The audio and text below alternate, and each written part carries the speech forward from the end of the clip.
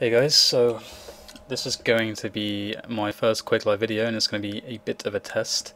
I've been wanting to make some QuakeLive content for a while, but the problem has been that most of the content I want to do is based around analysis, and it's hard to be analytical about TDM when you don't have MVD.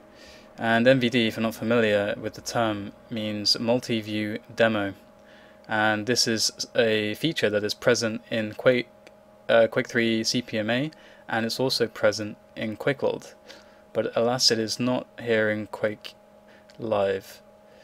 So what I am using here is wolfcamql, and I'm basically going to be able to go free float mode, a third person camera and so on, but I won't actually really be able to look at other players' perspectives.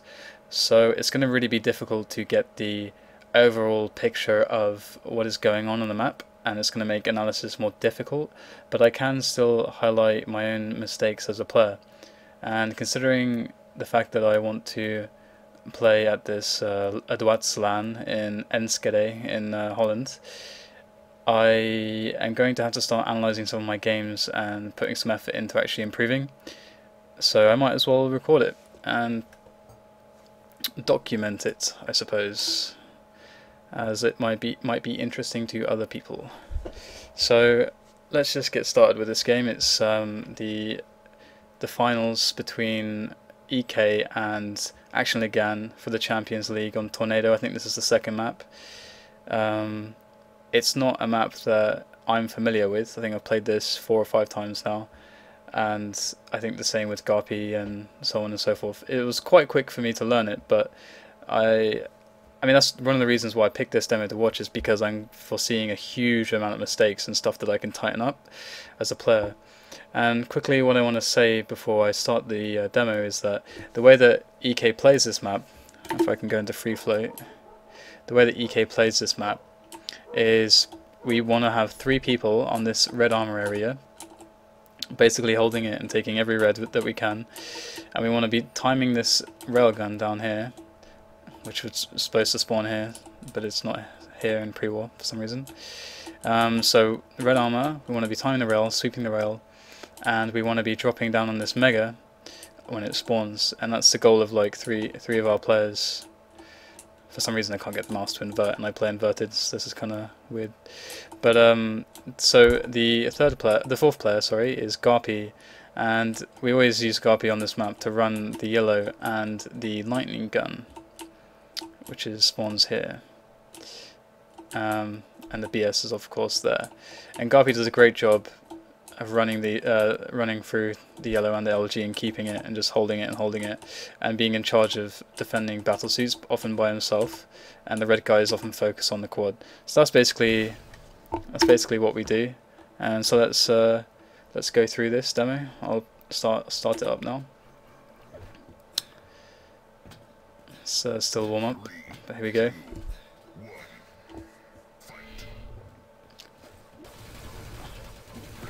So unfortunately I don't get that railgun. I guess there's not too much to do there.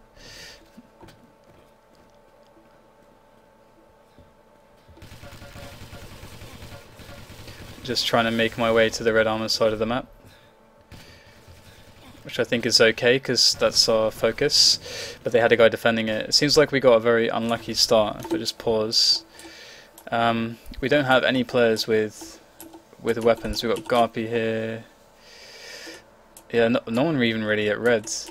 I don't think I can cycle through the players, but I found our other 2 teammates, and they are a quad with absolutely nothing as well. So we have nothing right now. It looks like Action got everything off at the spawn. So we're just going to be, I guess, trying to just contest this red and try to make something happen with nothing. And we're getting to the quad. This is one of those situations where it's like damned if you do, damned if you don't, because we don't really have any resources, so we kind of have to try to attack areas together, and in doing so we're just going to give away frags, but eventually we will get something, and I get a rocket launcher here. So I should really be running away here. I don't know why I'm fighting there. That was a mistake. There's a lot of spots where you just need to survive when you have weapons and just come back into a more advantageous position and attack. So if we just go into free flow again, I'll probably be doing this a lot. I died with that rocket over here. And if I got the jump pad, I'm going to die. I mean, that's quite obvious.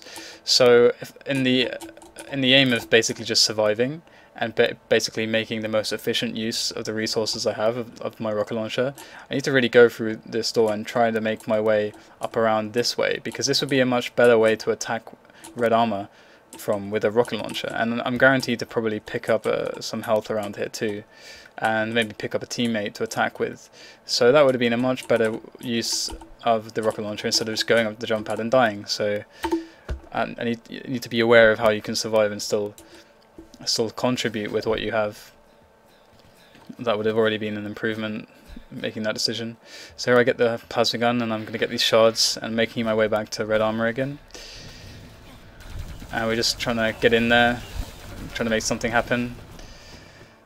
Action seem to be putting a good pressure on, or rather they're holding the red armor quite well. Managed to get a steal there, and that was actually quite worthwhile. I'm not sure if the move was worth it, because getting that red armor is going to happen very few times there. If we take like a large sample size, I can't see it happening a lot. That rocket jump was retarded. Just gonna say it right now. But Action are doing really well to basically keep hold of this amazing lead that they got right at the start. And we've been making mistakes. I've made quite a few mistakes, but Action are definitely playing it well. So we got the quad spawning soon, and it looks like Action have quite a few players on that side of the map, from what I could tell. Yeah, we've got ZLC there taking a rocket to the face.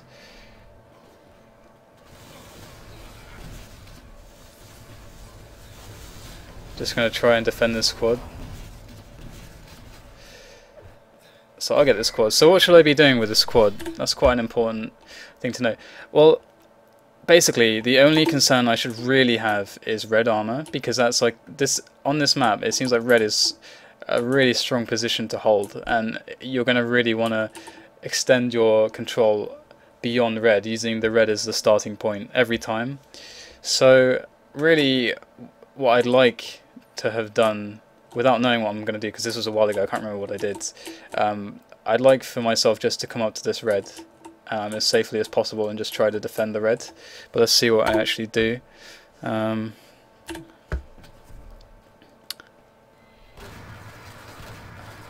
Okay, I proceed to miss every single shotgun shot, but I would have been killed by the railer anyway, so I had the right idea going to red. It's a good decision.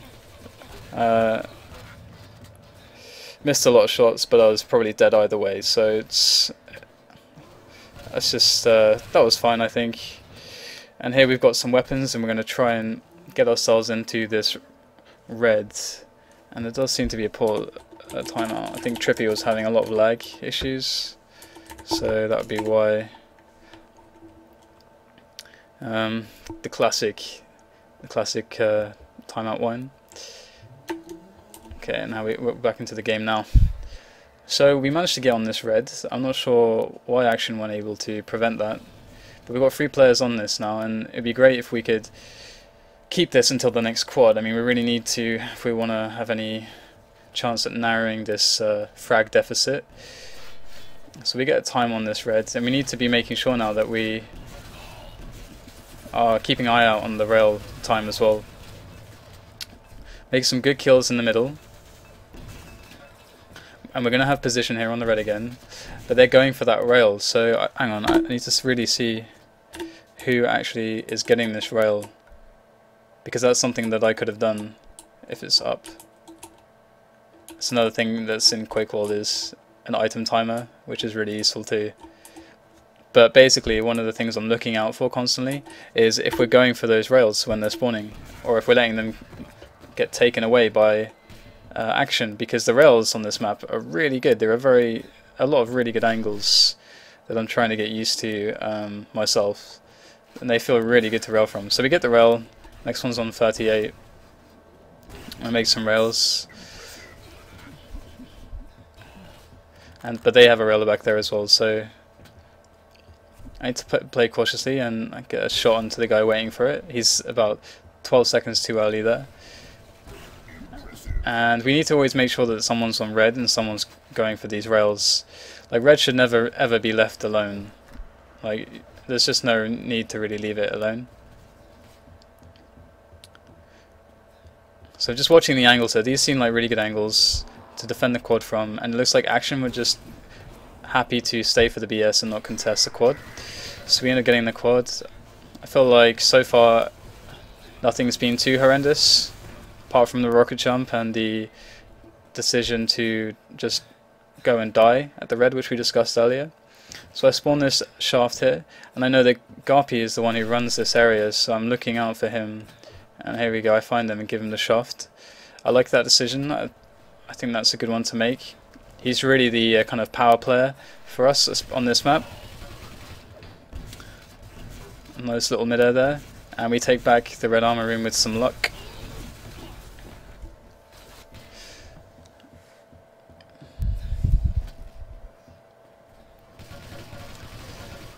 So just looking for what I can get here really, and I managed to get a rocket launcher and rocket jump that got to the mid-level, very unluckily. And it's a race to this mega.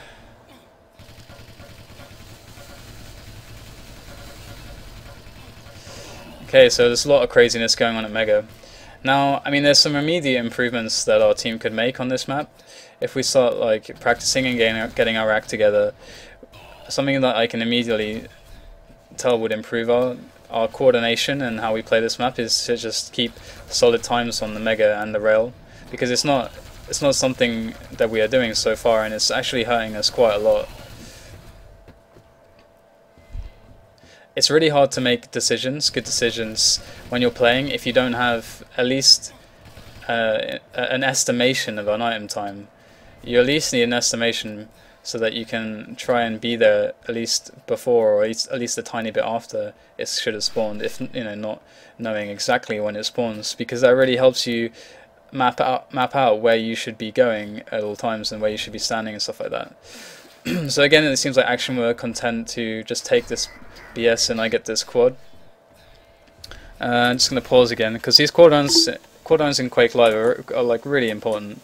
So what am I looking to do here? So we want to establish that red is going to be safe, and so first I can basically have in my head, okay, Trippy, you're at red, that's your duty to keep it safe. I'll come and check and then I'll leave and try and kill the BS or make something happen. I hear them down below, so I take the opportunity and it works out kind of nicely to kill the BS there with the full shotgun to the face, which was nice.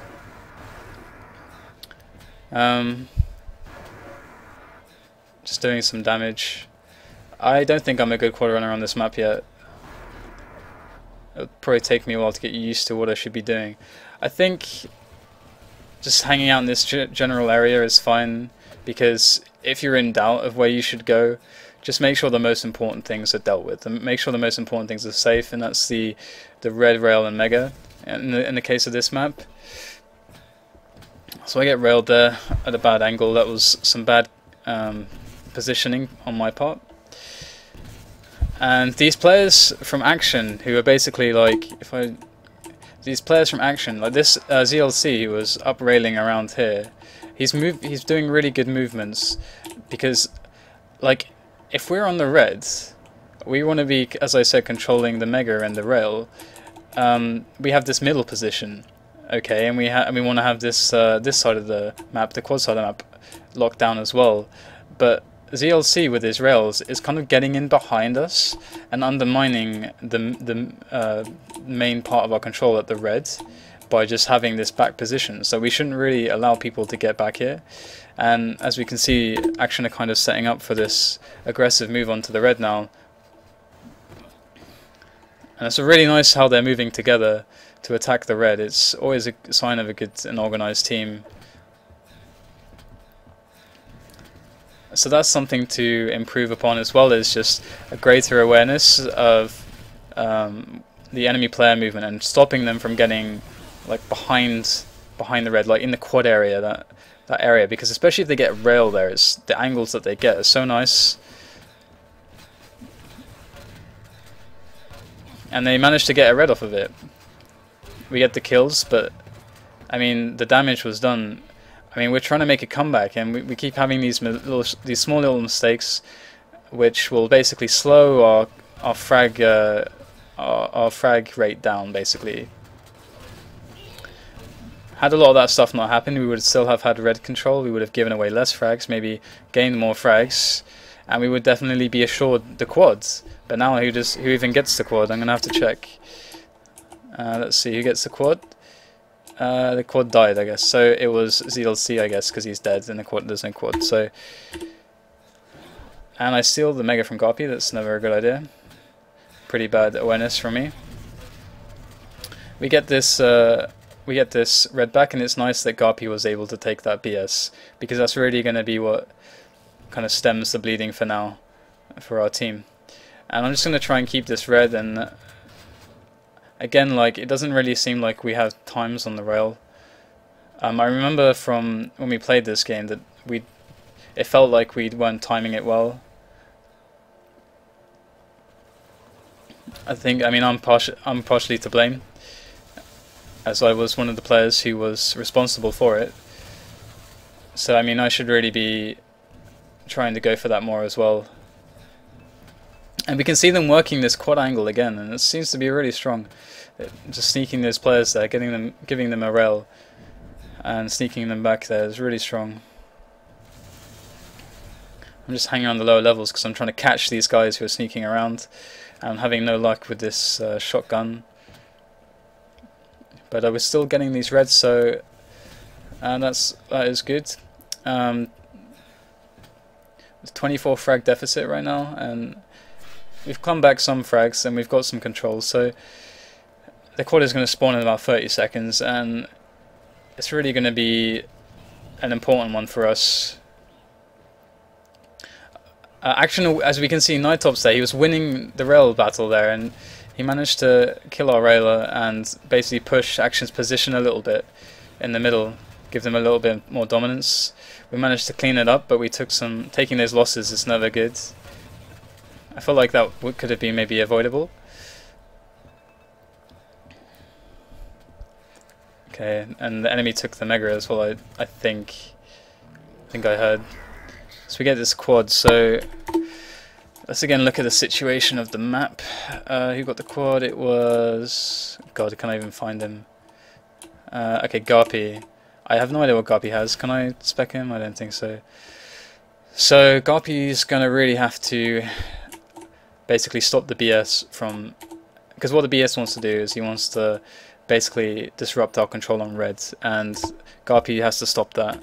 And we'll see what role I play in this. Okay, well, I'm at red, so that's good. So we have red still. I'm not sure where the BS is. I'm just guarding this area, making sure that Garpy can move away. Because if there was no one at red guarding the basic teleporters and the jump pads and stuff, Garpy wouldn't really be able to go anywhere. He needs his teammates to do these basic jobs so that he can free himself up to do things that are more impactful. Like if he, for example, had to be at red, then there's no way that he has an opportunity to go to the other side of the map and then start running his LG yellow again, which is really important for him to do, because if we have that and red, then that's obviously going to make us a lot more frags in the long run, so that's an important thing.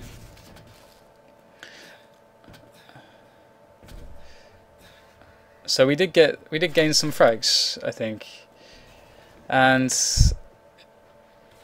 we have red again. It seems like we're not doing too bad on the red controls. It just seems like we are positionally less sound when we're moving around the map, and Action are doing well at kind of undermining our control by getting into the quad area and sealing rails. So they managed to win the fight over the mega as well, and effectively kind of crippling our red control if they wanted to push it. I don't know if they did. Let's just pause and have a look and see if they actually got onto the reds. Okay, ZLC is moving around here. I guess he's respawned. We've got okay, Trippy's still up here, so that's good. So we still have control of the middle and the reds area. And I guess I'm here waiting to take this red. There's one red I think before the quad.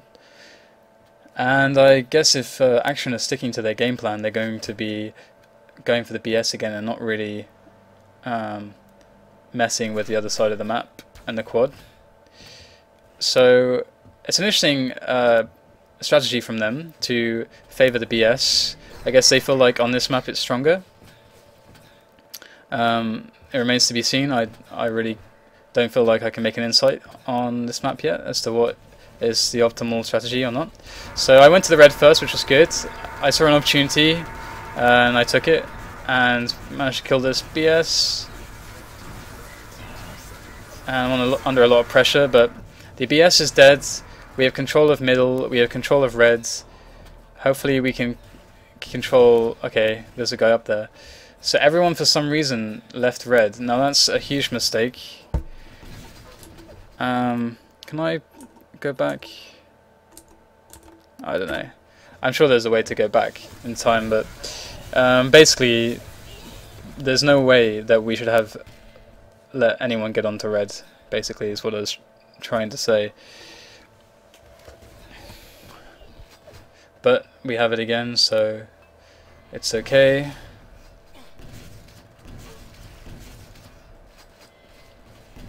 Trying to keep control of this middle area.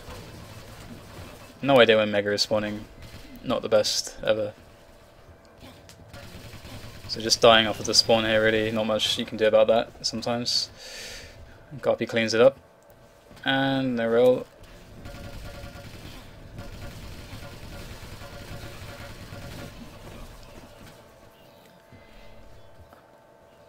So again, Action really like to get players to this quad area. And it seems like they've gone back onto red again. And I don't know how that happened, as I was getting spawn raped at that point in time. More timeouts. Oops.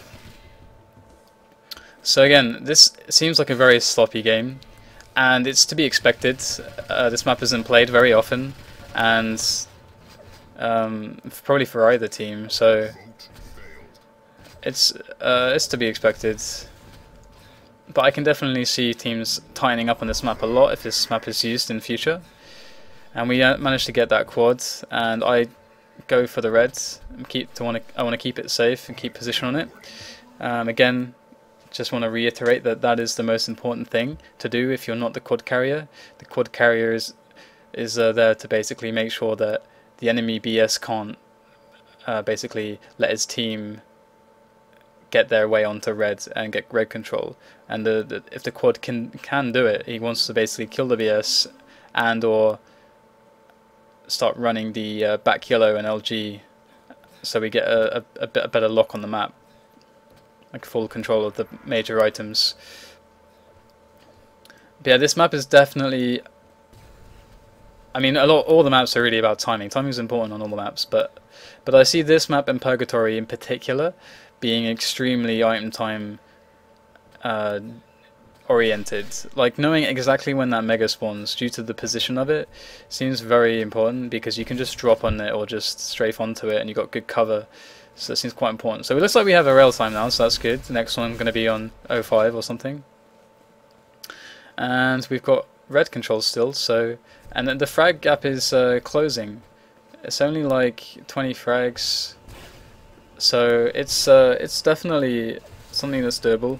We've got 4 minutes left in the game to make 20 frags.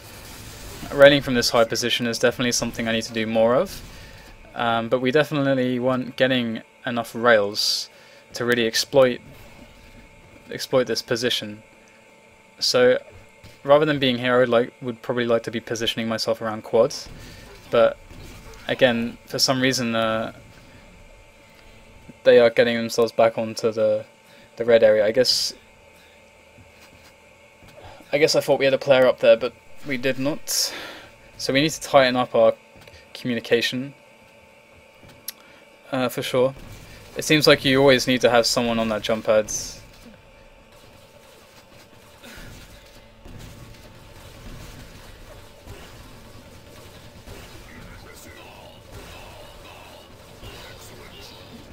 So some good rails there. I'm gonna keep this show our team the quad, hopefully. I don't actually see who it went to, but hoping our team went for it.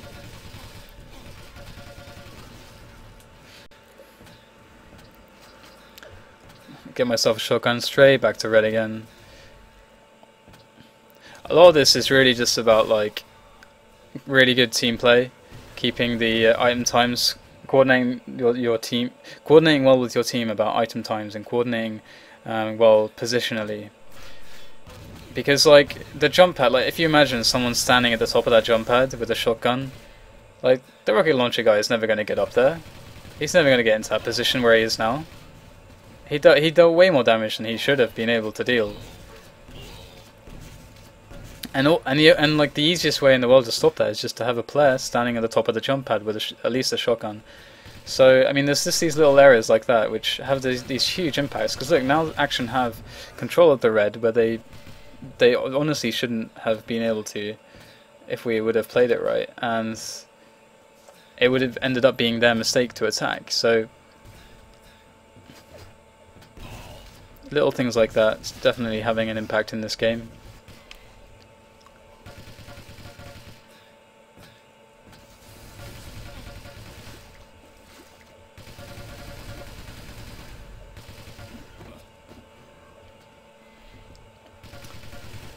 So 20 frags and still like 20 frags and one more set of power-ups left in the game, and Action have good control of the red. So again, it's not looking super great for EK. It's really hard when you only have one POV, I have to say. So it looks like we'll get this quad, or we'll get this quad. And I'm going to be thinking about getting back to this red and just holding it. I just need to sit here really. Although I'm going to try and go for frags, I think, because it's so close and there's a minute left.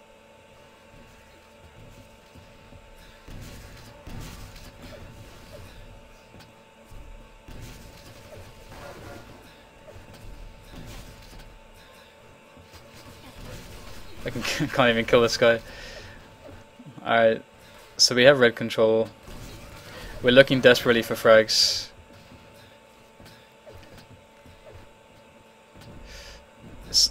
Raw had an amazing quad run. I saw it on the stream, on the VODs. So if you haven't seen it, you should check it out. It was a really good quad run.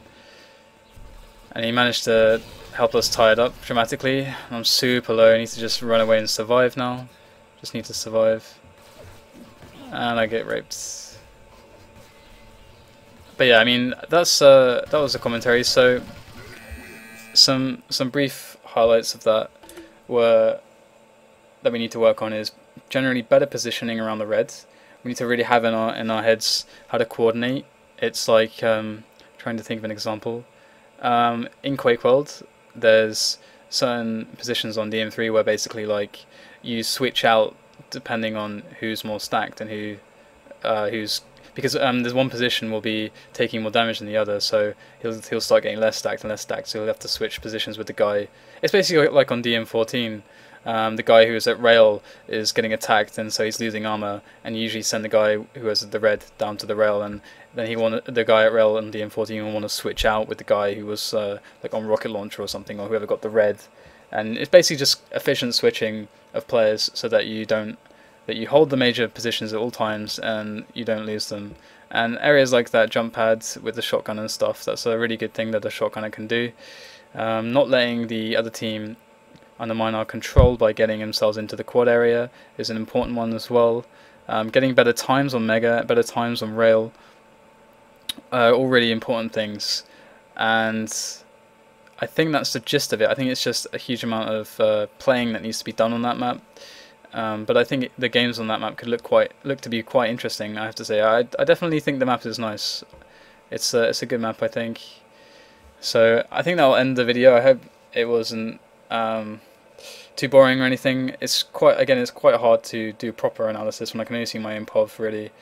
But I feel like this map is quite simple, so hopefully that was in some way informative, and I hope you enjoyed. So until next time, goodbye.